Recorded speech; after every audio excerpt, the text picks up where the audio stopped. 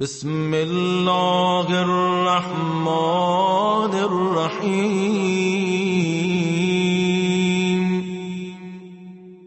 اللهم وفر حظي فيه من النوافل وأكرمني فيه بإحضار المسائل وقرب فيه وسيلتي إليك من بين الوسائل